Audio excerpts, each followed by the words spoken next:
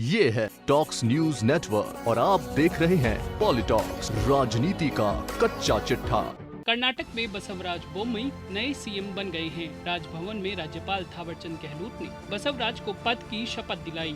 इससे पहले सोमवार को विधायक दल की बैठक में इस्तीफा देने वाले पूर्व मुख्यमंत्री बीएस येदियुरप्पा ने मंगलवार को बोम्मई के नाम का प्रस्ताव रखा था। इसे सर्वसम्मति से पास कर दिया गया। उत्तराखंड के बाद कर्नाटक में सीएम बदलना बीजेपी की रणनीति का हिस्सा है। बीजेपी नई लीडरशिप तैयार करने में जुटी है। उत्तराखंड में पुष्कर सिंह धामी तो कर्नाटक में बोम्मई को कमान सौंपी गई है। आपको बता दें कि बसवराज बोम्मई कर्नाटक का सीएम बनाए जा रहे हैं। ये बात पॉलिटॉक्स ने 2 दिन पहले ही बता दी थी। बोम्मई की शपथ ग्रहण के दौरान भारत माता की जय के नारे लगते रहे। बेंगलुरु में हुए शपथ ग्रहण समारोह से पहले बोम्मई ने येदियुरप्पा, प्रधान, रेड्डी और सिंह से मुलाकात की। बता दें कि येदियुरप्पा ने मुख्यमंत्री पद से हटाए जाने पर महीनों से लगाई जा रही अटकलों को विराम देते हुए सोमवार को इस्तीफा दे दिया। उन्होंने इस्तीफा ऐसे दिन दिया जब उनकी सरकार को 2 साल पूरे हुए थे। बुजुर्ग बीएस येदियुरप्पा के इस्तीफे के बाद से लगातार ये सवाल उठ रहा था कि कर्नाटक का अगला सीएम कौन बनेगा। अंततः अब इस सस्पेंस से पर्दा गिर गया है। बसवराज बोम्मई ने बुधवार को कर्नाटक के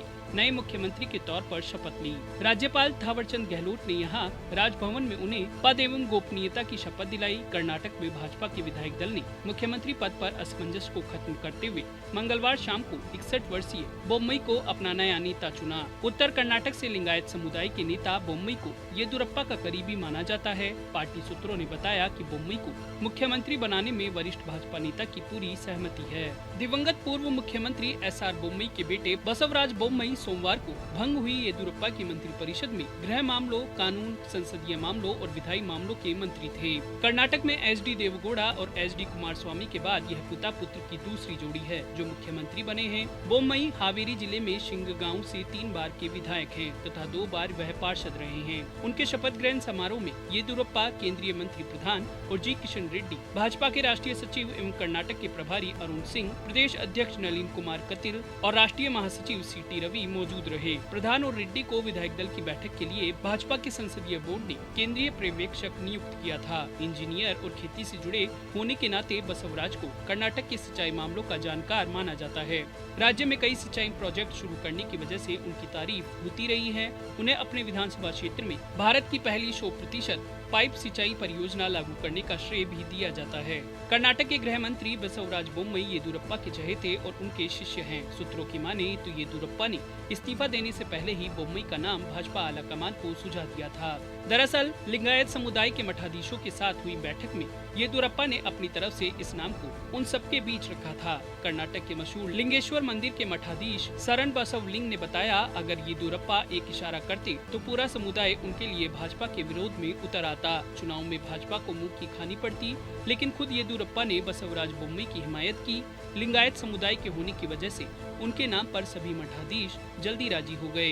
येदियुरप्पा को सीएम पद से इस्तीफा न देने के लिए अड़े लिंगायत समुदाय के सामने येदियुरप्पा ने जब बोम्मई के नाम का सुझाव रखा तब जाकर भाजपा का विरोध रुका। दरअसल लिंगायत समुदाय नहीं चाहता था कि येदियुरप्पा इस्तीफा दे, लेकिन येदियुरप्पा ने इस समुदाय की बैठक में कहा था कि सीएम पद की शपथ लेने से पहले ही यह तय हो चुका था कि मुझे 2 साल बाद आलाकमान के निर्देश के हिसाब से काम करना होगा। शीर्ष नेतृत्व का पैगाम आ गया है, मुझे पद छोड़ना होगा। बता दें कि कर्नाटक की आबादी में लिंगायत समुदाय की हिस्सेदारी 17% के आसपास है। कर्नाटक की 224 विधानसभा सीटों में से तकरीबन 90 से 100 सीटों पर लिंगायत समुदाय का प्रभाव है। ऐसे में भाजपा के लिए येदी को हटाना आसान नहीं था। उनको हटाने का मतलब था इस समुदाय के वोट खोने का खतरा मोल लेना।